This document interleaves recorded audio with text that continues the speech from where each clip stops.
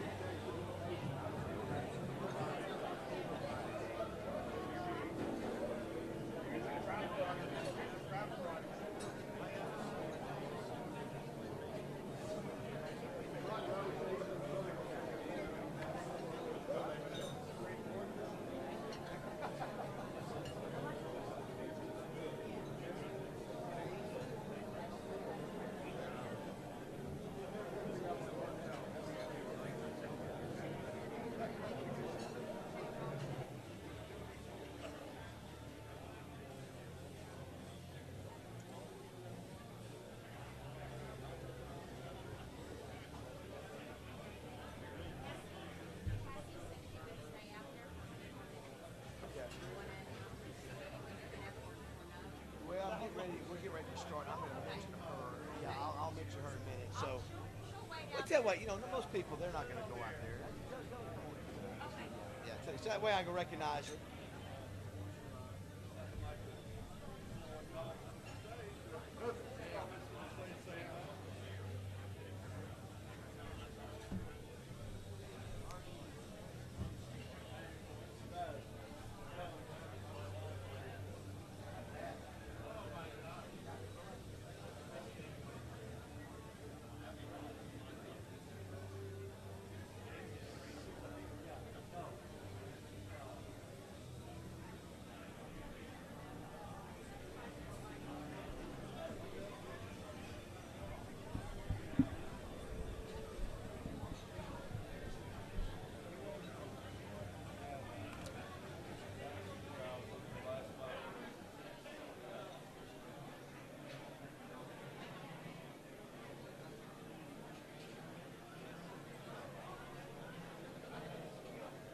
Hey, Roger.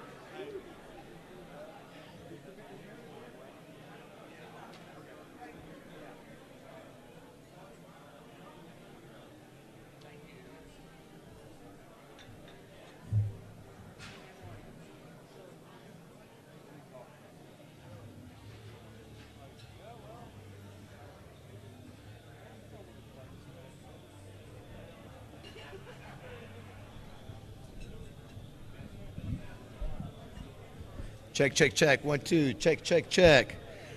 All right. Check, check, check. Can you hear me? Can you hear me back in the back? Got a lot of bright lights. I'm just glad. You need more juice? They're saying more juice there, Matt. I'm just glad, Rex, that we have learned this year that I've been the first to acknowledge I have gained some weight over the last couple of years here at the Touchdown Club. And many of you have attributed that weight to me sweating while I've been up here from the podium. But now we've learned that it's not just my weight, our weight, Rex. I can say our weight together that we have gained. When the best in the business like Tim Brando, did you guys see Tim Brando sweating last week? Did anybody notice I gave him the same sweat rag that I had used to wipe my face? I thought if I didn't do something, I've never seen sweat drops go off a neck onto a suit collar. I mean, it was unbelievable. But it feels good in the room today. I want to welcome everybody. This is week 12 of 16 of the Touchdown Club, our 18th season. I think of the names that have been here from media. Kirk Herbstreit, John Gruden, although he was a football coach too, Paul Feinbaum, Marty Smith, Peter Burns, Tim Brando. Then we had Robbie Bosco, Sam Pittman, Nathan Brown, and today Butch Jones. Looking forward to hearing Butch. Next week we'll have UAPB Athletic Director Chris Robinson and their interim head coach, Don Treadwell. So we hate to see a situation like that where a coach gets fired during the season, but they want to go through with it, bringing their interim head coach. So, and then after that, Houston Nutt will do the Ken Hatfield Sportsmanship Award. That's always a great one. Houston will do a fantastic job as always. If you will, Gary Underwood, would you come up and lead us in a word of prayer? By the way, too, so I went to the OBU game. OBU's ranked 4th in the country. The Basel curse almost went into effect with me and Roger. They get down there, and you guys are behind with a minute and a half to go. And I said, Roger, we will never hear the end of this if we finally go down to the OBU game. But I'm so thankful. And I was just going to say, Gary, make sure and thank the Lord for bringing OBU through it where I didn't have to hear grief for the next year. Rex does not want me praying for OBU. It hadn't worked for my school this year, guarantee you. Let's pray. Dear Heavenly Father, we thank you so much just for your graciousness, your mercy, the things that you give to us that we do not deserve. Lord, thank you for the opportunity to gather together today and just have some great food and fellowship and enjoy a good speaker. Lord, help us to just serve you today in whatever way possible. In your name we pray. Amen. Thanks, Gary. I want to remind everybody to mute your phones. You can tell everybody, you can text them and say, hey, you can listen to Coach Jones on The Buzz, live 103.7 The Buzz. You can go to our Facebook page. You can go to Twitter. The live feed will be on there. Debbie, would you send Cassie in here real quick? I don't know if you guys noticed, we have Touchdown Club long sleeve T-shirts and sweatshirts. I thought, we hadn't done that in a few years. And I thought with the national exposure the club has had, I love like going down to Auburn this week and running into somebody going, man, are you with the Touchdown Club in Little Rock? Every time I turn on the TV for a few weeks, I would see somebody that was at the Touchdown Club, whether it be Gruden or Feinbaum or Orgeron. And I think I left Orgeron off the list there a minute ago. But Cassie, wave at everybody. Cassie's from Hogman's Game Day Superstore. Give her a round of applause. Cassie whipped up these shirts and sweatshirts and T-shirts real quickly, $25 and $35. They're all sizes. We're also going to give them to every speaker that we have. Butch, Butch has like 2% body fat. Jerk, And he says I could probably wear a large. I can't get a large over my arm, my fat arm. But anyway, that's what happens when you're 2 and 7. But Cassie just wanted to say thanks. She'll be bringing those every week. And so instead of trying to sell them online, that kind of deal, if you want them, wear them proud. We couldn't do it without you. I hope you wear it proudly this year. Thank you, Cassie, for doing that. If we can, let's thank our sponsors real quick. 103.7 The Buzz, who I just mentioned. Thanks to Justin and Wes, who just did the show and had Coach Jones on there. You can listen to him later on The Buzz. The Hatcher Agency, Greg Hatcher and Popeye, the home of outrageous service. We appreciate Greg's faithful support of the club and what he does in the community. War Memorial Stadium. How crazy is it, y'all, that War Memorial Stadium, Coach, you got two teams, Parkview High School and Catholic, who use War Memorial as their home stadium. And both of them are ranked. Catholic is 9-0 for the first time, in 40 years? Yep. Parkview is going for a conference championship for the first time in 40 years this week, back to when Keith Jackson and James Rouse and all them played. So love the fact that the Grand Old Ladies having the success. And I know Catholic plays Marion Friday night, and it will be an unbelievable trying to win. Is this game number 9 or 10 for Catholic? Number 10. So anyway, I love the fact that War Memorial is having that with the teams that play at that great facility. Arkansas Urology. Where's Scott Davis? Scott, please stand. Scott's got one of the great costumes on. Where's Scott? There he is. Now, Scott, what did you, Arkansas Urology, what did you say, Scott? I said, don't make me throw a flag on you for delayed game, not getting your prostate. Very good. Get your prosthetic. Don't delay the game. And the other is that. What was the other one? No illegal contact. Yes, thank you, Scott. Thanks so much to Scott and Arkansas Urology for what they do in the community, reminding everybody to get checked. And they, of course, sponsor the live broadcast on The Buzz, too. Thank you so much. They take care of 100,000 patients annually here in Arkansas. So, Scott, we appreciate you. Pulaski County Farm Bureau, Todd Dennis and Stephen Reichert. Great service with great rates. Been doing it for 80 years. Let Todd and Stephen visit with you about your insurance needs, but we appreciate them. Advantage Service Company, Kevin, you're right next to Kevin. Go ahead, Kevin Brooks, stand up. Look at this. Let's give him a round of applause for that outfit. Look at that. He's not shy. He's not scared. One call does it all. They may call you about your freaky outfit today. I don't know. HVAC, plumbing, electrical, generators, they do it all. Make the call, 5011 call. Thank you so much for your support of the club. Dairy Queen, Blake and Nelson Lively, Todd Ditton. I don't know if Blake is here today, but I got a text from him 2 days ago that they opened their 13th location in Clarksville, and now they're opening in 2023 North Little Rock, brand new location, and in Van Buren. So love the fact that Van Buren, Dairy Queen here in the state is growing like it is. The fastest growing, I think, restaurant chain of any kind, Rex, in the state. So thank you to Dairy Queen. Simmons Bank Arena. I mentioned Sesame Street, Patti LaBelle, Gladys Knight, Five Finger Death Punch, Brantley Gilbert, the Eagles, Tickets go on sale for the Razorback game versus Bradley on November 7th at 10 a.m. But they're doing great things over at Simmons Bank Arena, thanks to Michael Marin and Janet DeGeorge. Big Red Stores, the Big Red Wave is always here. Wearing their red. You know, I told you the Fill Up Friday was going on in October, but they're going to continue that into November, save 10 cents a gallon every Friday throughout the month.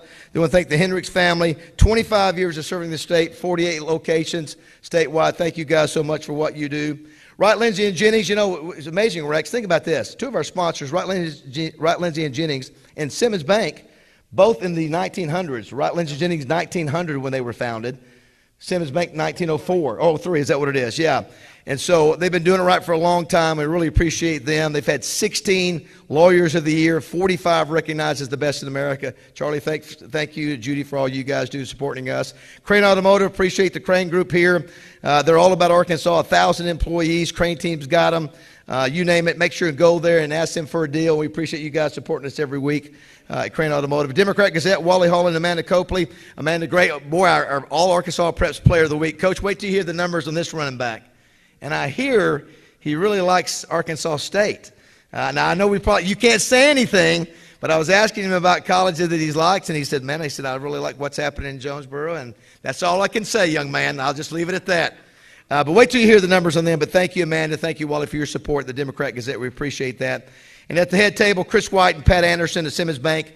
We couldn't do what we did this year and what we've done the last few years without Simmons Bank. They are the best. Give them a chance to get to let them have some of your business. They'll take great care of you. They certainly have me and everybody that I know of. So let's give a round of applause for all of our great sponsors, if you will.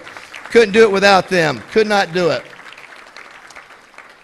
Coach Jones, we've got the best touchdown club team in America. Couldn't do it without the DoubleTree and what they do here. And back in the back, Matt Johnson, Eminem Productions, handling all of our live stream and live stuff that happens every week. Dwayne Duncan taking photographs. RJ Hawk, who does it all for us. And I was going to mention RJ and then Meredith Hell, which is Roger's daughter. You guys were the foundation of our social media. So I'm just going to give you 2 seconds here. You know, when the touchdown clubs, Coach, when we're getting 1 million hits, you know, so Ed Orr on 4 million hits, Paul Feinbaum 1 million hits. You know, the social media is really important.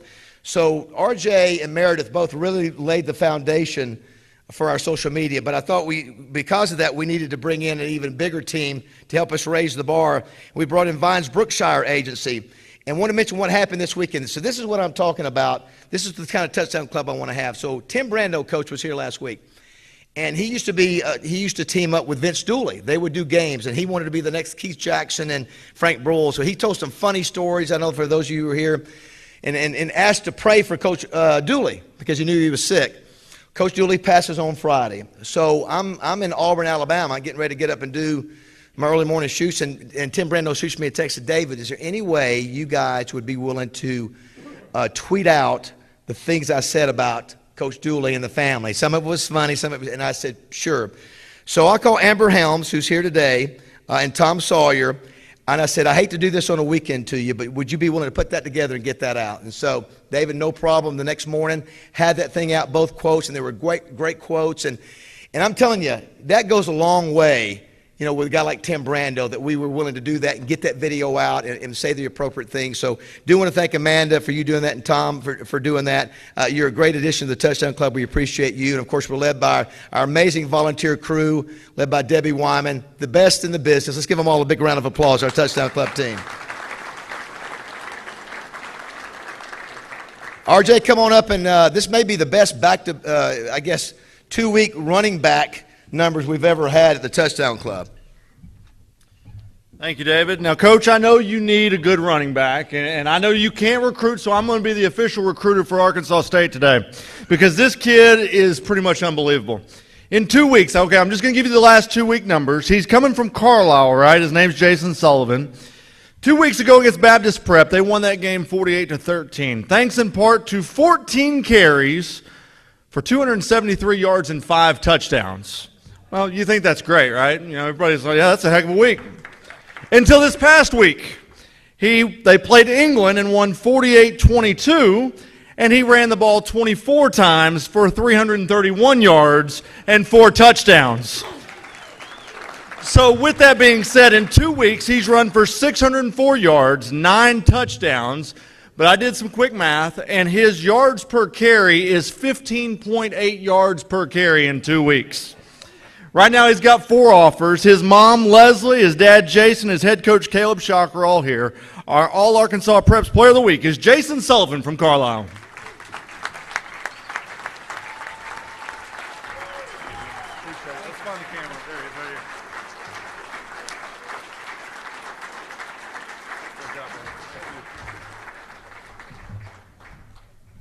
Thank you, RJ. Congratulations, Jason. Great to have the family here. Pops, I love the hat.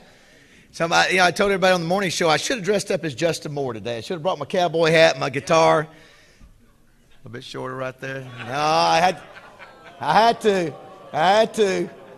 He took a shot at me the other day, so I had to get back at him there. All right. It was a great weekend in football. Give it up for Rex Nelson, everybody, with a weekend recap. Thanks, David, and happy Halloween, everybody. It was Arkansas 41, Auburn 27. Finally, a 6-game losing streak to Auburn ends 520 yards of offense as Arkansas moves to 5-3 overall, 2-3 in the conference, while Auburn falls to 3-5, 1-4 in SEC play. By the way, that is the first time an Arkansas team has won back-to-back road games since beating Ole Miss and LSU back in 2015. So your road curse isn't bad, David. It's getting better there. K.J. Jefferson accounted for 279 yards of that offense and 3 TDs. Raheem Sanders, 171 yards on 16 carries. He has now topped 1,000 for the season. Arkansas rushed for 286 yards. Jefferson passed for another 234. Matt Landers, 4 catches for 115 yards. Jaden Hazelwood, 5 catches for 61 yards. Arkansas, get this, has now had at least one 100-yard rusher in 9 consecutive games. Of those 286 rushing yards, 216 of them came in the second half. So they put on more steam in the second half. Arkansas is now 12-19-2 all-time against Auburn. They're 6-9 all-time against Auburn when playing at Auburn. On an awful, soggy afternoon in Jonesboro, ASU falls to South Alabama. Coach Jones, I'm not going to steal any of your thunder, so I'll leave all that to Coach to talk about that one. We're delighted to have all of my ASU friends here today. UCA moves to 4-4 overall, 3-0 in the A-Sun. Still undefeated in conference, 64-29 in Conway over North Alabama. North Alabama 1-7 overall, 0-4 in conference. UCA and North Alabama, when they were both Division II, you might remember, were conference opponents. Now they're back in conference opponents in Division I. UCA led 33-7 at the half of that one, never looked back. Will McElvain was 15 of 24 passing, 277 yards, 2 touchdowns. UAPB, long season, gets longer. They fought a 2-6 overall, 0-5 in the SWAC, 27-6 loss at Florida A&M, home of the Rattlers. First game under interim coach Don Treadwell. UAPB's Skylar Perry was 21 of 38 passing for 173 yards and 1 interception. All right, on to the Great American Conference. As David said, number 4 Ouachita played on a Thursday night, and because of the Basil curse, trailed East Central Oklahoma late in the fourth quarter before 2 interceptions led to a 28-18 victory that made the Tigers 9-0 on the season and secured at least a share of the GAC title for Ouachita. ECU had taken the lead 18-14 with just 6:50 left in the game, but Ouachita came up with those interceptions, and then their fine running back TJ Cole did the rest, scoring touchdowns for Ouachita at 156 and 133. So the 2 touchdowns only 23 seconds apart. Ouachita has now won 6 of the 11 GAC titles since the conference was formed. Here's how bad your curse is, David, almost losing that one. It was senior night. That senior class is now 40-2 in conference play since the start of the 2018 season. Meanwhile, Henderson and Harding remain tied for second at 7-2. Henderson stops 3-6 Southern Nazarene on a 2-point conversion attempt in overtime out in Oklahoma to win 42-41. Harding, meanwhile, beat 1-8 Northwestern Oklahoma 28-7 in Searcy. On a rainy afternoon, all but 15 of Harding's 366 yards came on the ground. Southern Arkansas moves to 4-5, a 52-20 win over Gary's 1-8 alma mater, Oklahoma Baptist. Quarterback O.B. Jones, 16 of 18 passing. He's a good one. For 224 yards and 1 touchdown. Jones also rushed for 3 touchdowns in the game. UAM falls to 3-6, a 48-20 loss to 6-3 Southeastern Oklahoma. The Boll Weevils have now lost 5 consecutive games. And Jesus Zimzumbo, I love calling this name on the radio, Jesus Zimzumbo's 40th career field goal might have been his biggest. He kicked a 44-yarder on the last play of the game that bounced off the right upright and went through and gave Arkansas Tech a 22-21 victory over Southwestern Oklahoma. Tech's now 4-5. Southwestern Oklahoma is 3-6. Now, on to the SEC. Georgia 8-0, 5-0 in conference. They beat Florida, who falls to 4-4, 1-4 in conference. Bad times in Gatorland. World's largest outdoor cocktail party at Jacksonville. Georgia wins it, and now, of course, must face Tennessee this week. Tennessee's 8-0 overall, 4-0 in conference. They rout Kentucky. Kentucky falls to 5-3, 2-3 in the conference.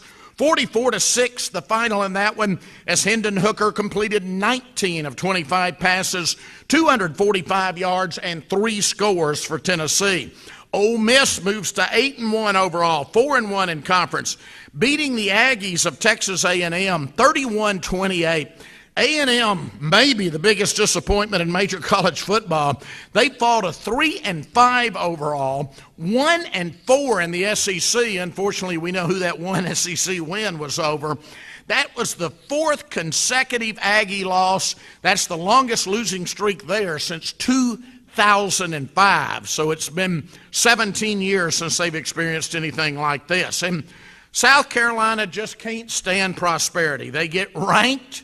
They play just a so-so Missouri team, but Missouri builds a 17-0 lead and beats South Carolina a 4th consecutive time. The score was 23-10 this time. The first Missouri win over a ranked team in 2 years, and it ended the Gamecocks' 4-game winning streak. South Carolina now 5-3 overall, 2-3 in the conference. Missouri 4-4 overall, 2-3 in the conference. All right. Of course, Arkansas, non-conference game against Liberty at home this week. Other SEC games, you've got Kentucky at Missouri, Florida at Texas A&M, the big one, Tennessee at Georgia, CBS, 2:30 kickoff, Alabama at LSU, South Carolina at Vanderbilt, and Auburn at Mississippi State. Here in the state, you've got, again, Liberty at Arkansas. You've got Oklahoma Baptist at Henderson, Southern Nazarene at SAU, and Rhodes comes over to play Hendrix at the aforementioned War Memorial Stadium. So, games Saturday in Fayetteville, Arkadelphia, Magnolia, and Little Rock. No excuses. Please get out and see a college football game on the first Saturday in November. Thanks, everybody.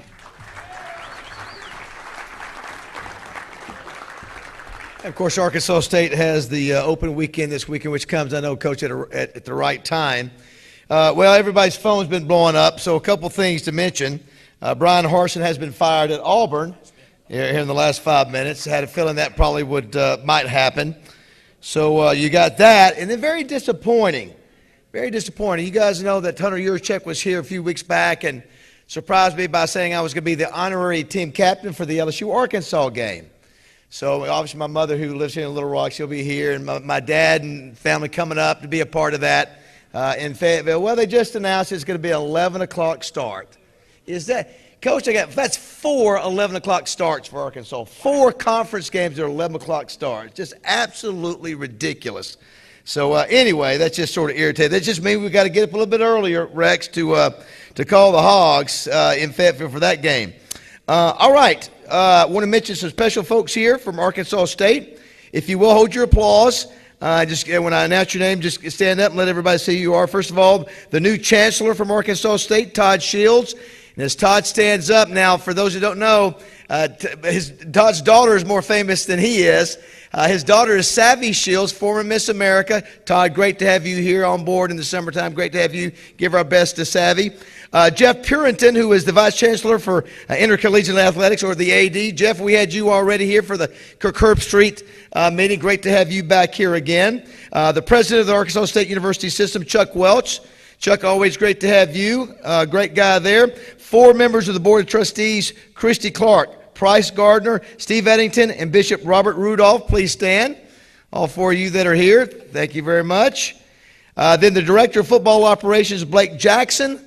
Is Blake here there? Thank you, Blake. The Associate Athletic Directors for Media Relations, or SID, who's been doing a great job for many, many years. Been great to work with you. Jerry Scott, please stand up. Jerry's a great guy. He's done a great job for a long, long time. And then 2 team captains, former team captains at quarterback, Philip Butterfield, who also does the color for Arkansas State broadcast. Where's Philip at? Philip, please stand. Appreciate him being here. And Tim Langford, one of the great Arkansas State players of all time. Great to have him here. And Shane Broadway, who is Mr. Everything Red Wolves. Where's Shane? Shane in the back. Let's give a big round of applause to all those fine Red Wolves here today. And we're sincere saying we love having you guys every year. Great to have you down here. We appreciate it. And looking forward to hearing what Coach Jones has to say. But first, we're going to get an official video intro by our man Steve Sullivan at KETV. Butch Jones' first head coaching job came 17 years after he graduated from Ferris State. At Central Michigan, he became only the 9th coach in Mid-American history to win the league championship in his first season. His 3-year league record was 20-3. From there, it was on to Cincinnati, where his teams tied for Big East titles in back-to-back seasons. His Bearcats recorded 19 wins in his last 2 seasons. Butch Jones took over the Tennessee job in 2013. Did you feel your arms go dead? Did you feel your arms go dead? You got to pump and pull, pump and pull. In year 2, with the youngest roster in FBS, he led the Vols to their first bowl game since 2010. That was followed by back-to-back 9-win seasons. Butch Jones hasn't experienced that kind of success at Jonesboro. This season, year 2, there's been improvement, but 4 losses on the final possession in a brutal schedule have taken a toll on the win-loss record. But history tells us that Butch Jones will win in Jonesboro. Please welcome A-State head coach Butch Jones.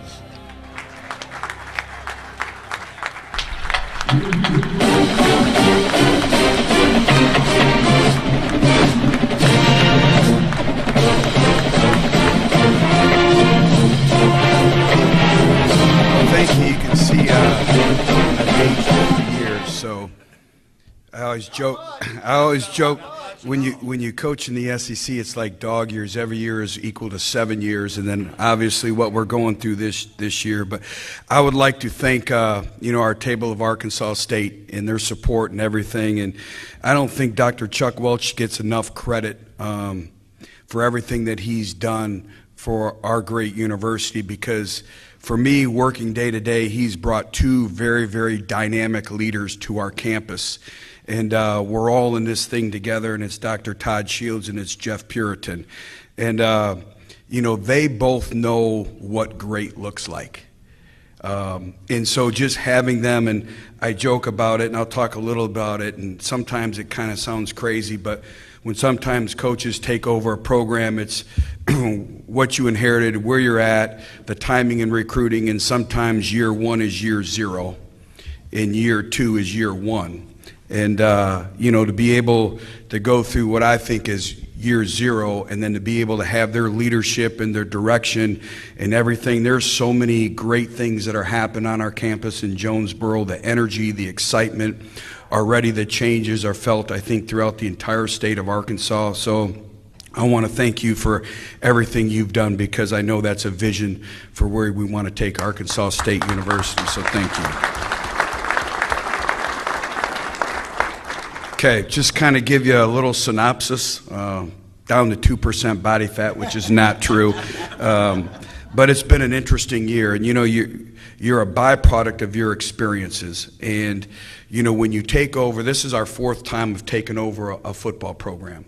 And when you take over a football program, no 2 programs are ever the same. There's all different types of dynamics, things that go into play. But what you do is you rely on your past experiences, and you have to continue to grow and develop and continue to learn. But I can honestly tell you this, I've never experienced anything like this. I think if you asked any coach, the 2 of the most critical keys to having a successful season is, number 1, your scheduling, and number 2 is your health. And I think when the dynamics of college football, your depth is always very, very limited. But it's all about your scheduling, where your bye weeks lay, your non-conference opponents, everything that goes into it. And then sometimes being healthy is being lucky, and it's just been one of those years. And I can tell you this, I've probably experienced every gamut of emotion you can imagine, many sleepless nights. You know, we always had a thing at Bama, when somebody would speak their opinion in our offensive staff room, we'd look at each other and we'd say, fact check. And so if you're going to speak your mind, you better present the facts that are facts and not an opinion-based comment. And so I've really tried to run our program like that. And, you know, when you're the leader, when everyone else around you is kind of all emotional and all that, you have to step back. And you have to really look at small victories, and you have to see, okay, where were we at a year ago from this time? Last year at this time, when I was talking to you, and first of all, by the way, happy Halloween too. So that's the worst horror costume I've ever seen that you got on right now, just so you know. But happy Halloween. But I'll be very transparent. I did not like our culture last year. It wasn't what Butch Jones puts his name on. It's not what we stand for. We had a very divided team. We had a group of individuals that did not like each other. They did not invest in each other. And so we made a commitment right when the season ended that we were going to start the process of transcending our culture with everything that we do, because everything is a culture, and you have to fight for your culture every day. Whether it's in business, it doesn't matter, higher education, one bad day can take you from your culture. So you have to fight for it every day, and culture is the behaviors you accept every single day. So we started with our off-campus. We had a group of Navy SEALs come in, teach them what it is to be a good teammate, a good leader, teach them how to handle stressful situations. We had many sessions where we just got to know each other. We talked about our families and all that. So our kids have not blinked. So you're able to step back and you look, I see the small victories in our building every single day that the normal person does not see. That still, we're in a result-oriented business, I get it. But to be able to step back and see where we're at and the progress that we've made has really been incredible. But when you look at it, when I said I've never been through anything like this, we've had 42 different starters, which is truly amazing. This is how my last Tuesday went. We get done with practice, and the next thing you know, I'm calling my wife, and I'm like, meet me at the hospital. So we do something on every Thursday. My wife makes this chip dip, and we'll give it to 2 individuals on the team that have kind of overcome some type of special circumstance in their life. And it's something that we presented to them, and we've done it everywhere we've been, and it kind of has kind of grown into a fraternity. They all talk about it all the time. So I called her and I said, I actually told Blake, I said, call Barb and tell her she needs to be at the hospital in 2 hours and she needs to make chip dip. And so this is how my Tuesday night spent. Our starting quarterback for the Louisiana game, A.J. Mayer, well, the week prior to playing in the Louisiana game, he was hospitalized with, they didn't know what it was. It was an allergic reaction, and they wanted to shock his heart back in. They wanted to shut it down and then shock it back. That's how serious it was. So he spent a week out. It went away. They did all the allergy tests, everything. They could not come up with anything. So we go into the Louisiana game, and at halftime, his throwing arm starts to swell up. Now, granted, we only have one more quarterback, and his right arm looked like a leg. And so Tuesday, he's admitted back in the hospital with a staph infection. And so they think now that was a byproduct of the previous. So his body he had the staph infection and his body was reacting to that. So then I find out our starting right guard, who's a transfer from Ole Miss, who sets the temperament for our entire offense, our toughness, work ethic, he's in surgery on a freak accident. So I'm spending my night Tuesday night at the hospital, and it's been one of those things. So 70% of the players that are playing for us are in their first or second years. We're now the third youngest team in America. And on top of that, this is our bye week, which really in college football is unheard of. We've had to play 9 straight games, and the last few games our opponents either had their bye week or 10 days to prepare for us. And so you talk about everything coming at you at once, and nobody's blinked. And it's an opportunity to get better and continue to grow and improve. But those are some fact checks. We've lost 3 plays on 4th downs. And then, when you have a young football team, you're teaching them what winning football looks like. And, on top of playing 9 straight games, what people forget is these are 17, 18-year-old kids that have been away from home for the first time. So midterm exams, regular class workload, all the rigors that a student athlete does, and we're playing individuals that are 20, 21, 22 years old, and there's a big difference in terms of competitive maturity, just overall maturity, all that goes into it. So as much as this year has been a challenge, it's actually been invigorating because we get an opportunity to build a football program. And, we had some very special seniors last year that kind of helped pave that way a little bit to where some of our older players are following their lead in the foundation that they set. And you look at life, you can plan for everything to go your way, and it's never going to go the exact way you plan. So you find out about your character, you find out all about that, the ability to adapt and adjust and continue to grow. So it's actually been really, really exciting to see that. I get a text message yesterday, and 22 of our freshman class are eating at J-Towns, and they're sending me pictures of that group together. And, as y'all probably are aware of, we had the #1 recruiting class in the Sun Belt last year, and it was #2 in the group of 5. And I told our staff last week, that's not good enough. How you change a program is you have to out-recruit each class. So what we did last year has no bearing on this year. We have to out-recruit last year's class. And that's kind of the mindset, the mentality with which we're building it. But the only way you do it is patience and consistency. In today's world of instant results and gratification, that's probably really, really hard to do. And I will tell you this, my worst critic is my 15-year-old. I get home from Louisiana, it's like 3 o'clock in the morning, and he's sitting up for me, waiting for me to walk in the door. And I'm like, not now. He goes, yep, we're going to talk right now. And so then last night I was able to get home a little bit earlier, and sure enough, I go out on our patio, and here he comes moseying out. I said, we're not talking about anything right now. He goes, oh, yes, we are. I need 10 minutes of your time. So I deal with that every day. But when you talk about building a program, there's a lot of dynamics that go into it. And I like to think of myself as a builder. I love building something. I love taking something and creating something very, very special. And you're a byproduct of your experiences. At Central Michigan, we're actually 22-3 in Mid-American Conference play. We run 2 consecutive games versus Big Ten opponents. We had a mentality. We were an Adidas school. I had a vision of where our student section would be, our apparel. We were #1 in Adidas team sales for 2 years.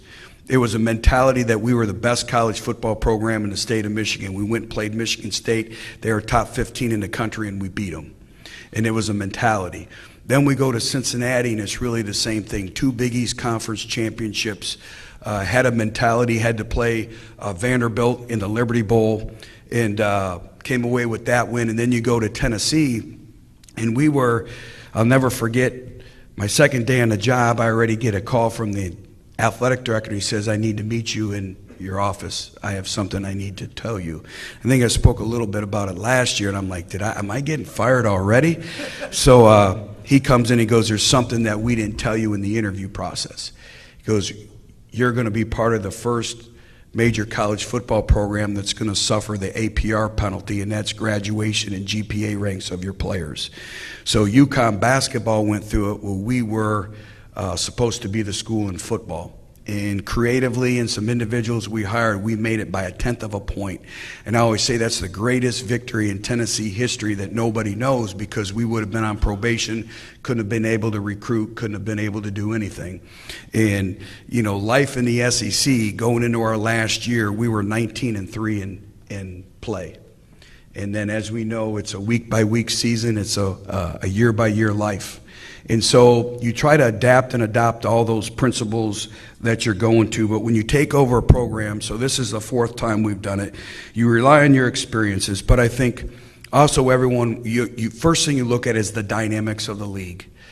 In the Sun Belt Conference, I call it's just like the Southeastern Conference. The competitive balance from top to bottom is incredible. And you say, well, how has that happened? Well, first of all, there's a commitment by every institution in the Sun Belt Conference. And Jeff is seeing it a lot for the first time. I'm seeing it, is when we go into road games, the electric atmospheres that they have, the student body participation, the new buildings. We have a tremendous facility in Jonesboro, but now everybody has that. So, you know, there's places that I had no idea that existed, that when you go there, you're like, oh my gosh. So when you look at the commitment by the institutions, you look at expansion. The institutions that we've brought into our conference has really, really upped the level of game from a competitive standpoint, from an academic standpoint, all that's involved. I think the philosophy of the league has changed. Back when the Sun Belt was a Sun Belt, you win 48-47. You'd make sure you had 2 or 3 wideouts that could run. You throw the ball up and you outscore people. Well, then App State comes into the league. Georgia Southern comes into the league. You get other teams that come in the league. Now it becomes what the SEC is, a line of scrimmage league. So usually the teams that win, just like in the SEC, have junior and senior offensive and defensive linemen. And then you have 1 or 2 or 3 playmakers. And so that's how when you're taking over a program, you look at the dynamics of the league and what you're going to be going into. I think the other thing is the recruiting area. Where is the recruiting area? We're challenged at times because we take about a 6 to 8 hour radius. That's our home recruiting base. We're going to start with the state of Arkansas. First and foremost, I want individuals to understand what they're representing being from this state.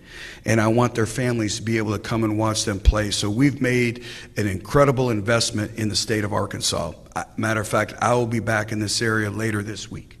And so I think that's really important in terms of your recruiting demographics and everything that goes hand. And then I think it's your foundational pieces.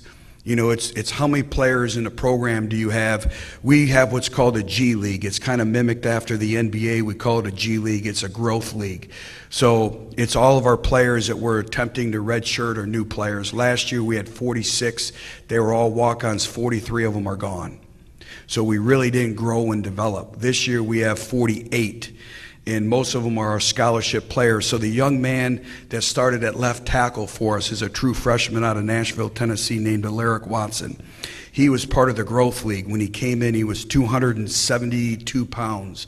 When he started against South Alabama, he was 301 pounds. And he's still going up against a 22-year-old individual. But just that time in our Growth League, he's been able to do that. And I think, you know, we were very fortunate at Central Michigan to recruit and develop Eric Fisher, and a guy who's going to go in the NFL Hall of Fame at left tackle named Joe Staley. He falls in that realm of those two individuals, and I know that's high praise, but we're really excited about him. So I think all that goes into the ability to grow with everything that we're talking about. And I think as you grow a football program, there's levels or divisions of competency. What does that mean? I usually say the teams that win championships have the best bottom third of the roster. And how do you grow and develop that? Over time. Time waits for nobody, but you have to grow and develop that over time. Coach Pittman's done a great job at Arkansas. But I still go back to year 2, and we played, when I was at Alabama, we played in Fayetteville. And so, everyone remembers the now. We live in what I call a sports center society. Everybody turns Sports Center on, and they see the highlights, and they think it's easy. But what they forget is the struggles and the trials and tribulations that happen when nobody's watching. They don't see all of our players come in and getting treatment, and they're in at 7 a.m. We've been down 2 starting offensive linemen, but the young man, I talked about Jordan Rhodes, the young man who I am forever indebted to, that I love, and he's one of our core pieces, is McKeelan Thomas right here from Little Rock. He's been playing with a broken foot all year. Nobody knows that. And I can't come out and say it because our competitors see it. Now hopefully in 10 days, he's going to be just fine. He's healing up now. But we had to call another school and get a boot that masquerades as a cleat. It's the craziest thing you've ever seen. So he's playing in a boot, and he doesn't practice during the week. And he goes back. It's him and Jordan Rhodes. Jordan Rhodes had a broken shoulder, so we're down 2 starters, and 2 of the other starters never practiced during the week. And so they have kind of set the foundation of our culture, because you always say if you're not practicing, you have to take mental reps. Well, kids today have a hard time focusing on the mental reps. But on video, if you come to our practice, both linemen stand next to each other, and the play is going, and they're in their stance, and they're actually taking their steps, and they're calling out who they have. And to me, that's culture. And that'll be a great illustration for some of our younger players when they get injured. This is how you prepare yourself mentally. So there's a lot of great things that are happening.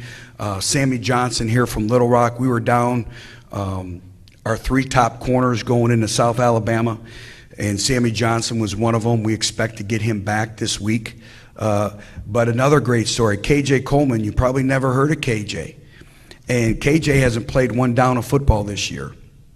And he doesn't really play corner. He's a safety. We had nobody else. We put him in the game. And they took 7 deep balls at him, and he defensed all 7. Why? Because he's smart, and he's really competitive, and he played with great fundamentals and technique. And so to me, those are all the little things as we continue to move forward in building this program in a vision to where we want it. And Jeff and I talk about this all the time, and I spoke about it last year, but I truly mean this. We want to build an SEC football program.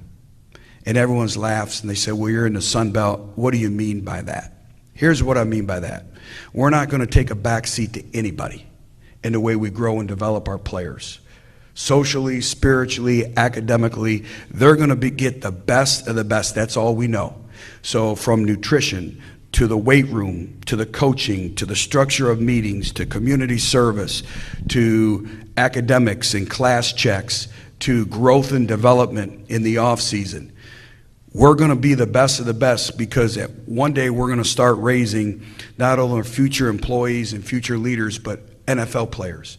So when they go to the NFL Combine and they're running next to the guy from Alabama, the kid from Alabama has no competitive advantage because they're from Alabama. They're going to have a competitive advantage because they were from Arkansas State.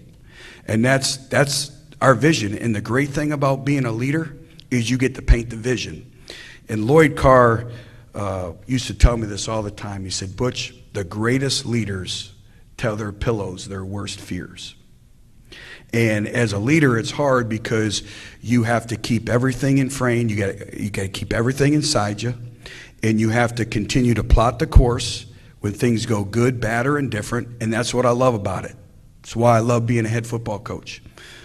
So again, I appreciate your time today. This is kind of therapy for me, so thank you for letting me vent. I hope I didn't bore you, but I've needed this for a few weeks, so thank you. But again, I just appreciate the opportunity to spend some time with you and everyone from Arkansas State. I will tell you, I don't know if the state truly understands what a special place in the leadership that we have in place at Arkansas State, and great things are ahead. We're all in basically year one together. That's the way I look at it, and we get a chance to really continue to grow and elevate our expectations, our standards, everything that we're working towards. So thank you, and I'll answer some tough questions. No. Two quick questions. Let's give a round of applause for Coach for what he just did there. Two quick questions, Coach. We'll let you go. You said this is the fourth time you've taken over a program. First time you've done it with the transfer portal. How has that worked for you, and how is it working, and how is it going to work for you? Well, you have to adapt and adjust.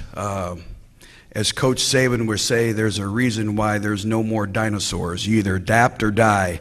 So you have to. I think for everyone in here, it's going to be interesting for y'all to watch. So it opens December 5th, but there has been some monumental changes with the portal.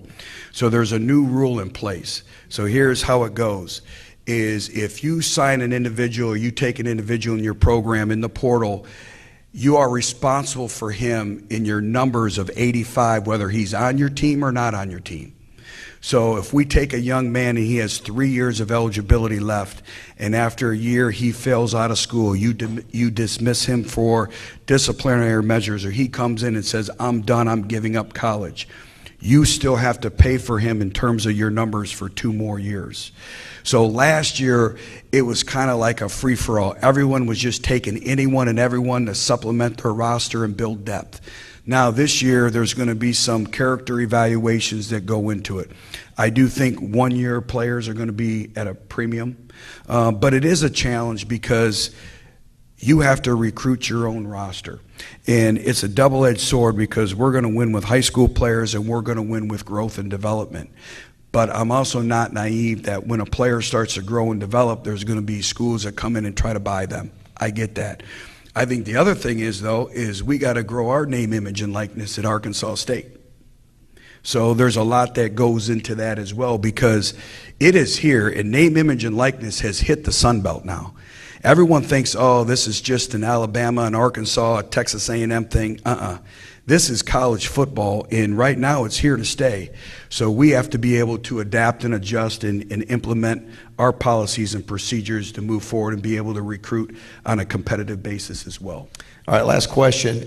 You've played, for those that don't know, Sully mentioned it in the intro, Coach played at Ferris State, which is Division II. And one of the things we love here at this club is we give awards to the top Division II, Division III, NIA. I mean, small college football. So you've experienced that as a player. You've been a head coach at Central Michigan, Cincinnati, Tennessee, now at Arkansas State. We just heard the news of Brian Harsin being fired. College football has changed a whole lot. Just your perspective as a guy who played at small school college and you've coached at the highest level, just college football and where it's come from, where it's going. You like it? What do you not like about it? Ooh, that's a long... That could be a long answer, but it makes you appreciate everything. So I grew up in Michigan. My father was the chief of police. I had to walk on at Ferris State, a Division II school. I was not a very good player. My dream team, if you can believe it, was the Tampa Bay Buccaneers. I'm the greatest Tampa Bay Buccaneer trivia person ever. And so my aunt and uncle lived down there. Long story short, I wrote the organization letters since 1976, and I grew up in a small resort town, and so I was just, my senior year in high school, I believe it was, I get a random call in July. Ray Perkins had just become the head football coach at Tampa Bay, and they were looking for somebody to come in and do the laundry for training camp. And I had to be there the next day. I said, I'll take it. Got on a plane and went to Tampa Bay, and that's where all my contacts, and after 2 weeks of doing that, they elevated me to the game, and then I got into coaching. So when I was at Ferris, I blew my knee out in a staff basketball game at Tampa Bay during training camp. So I got into coaching, and so I would go to our games at Ferris State, then they would fly me in on the weekends to wherever they were playing, and I'd run all the pregame warm-ups. I would actually do video breakdowns in college, advanced scouting, and do some things that way.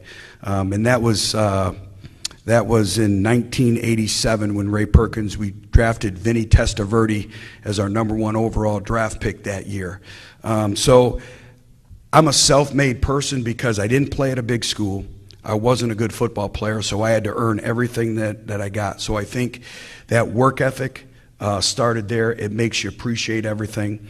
In terms of the world of where we're at, I'm concerned.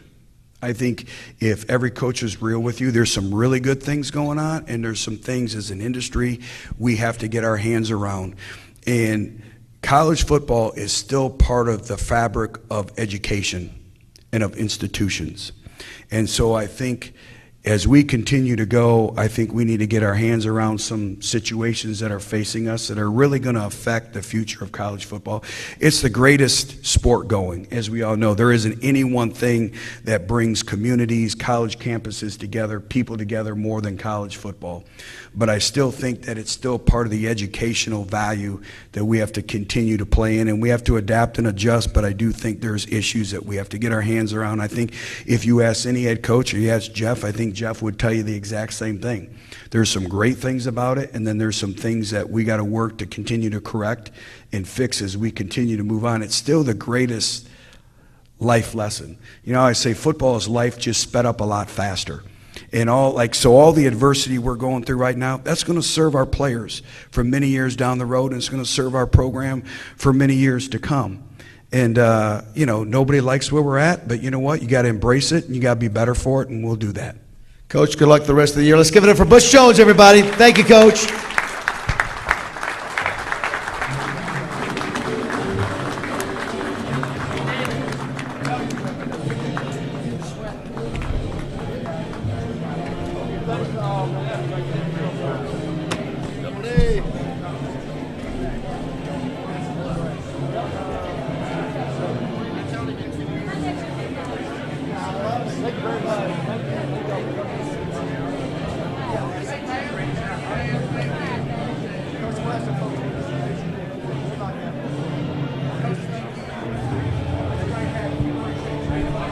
Debbie, can you get me an extra large Touchdown Club sweatshirt?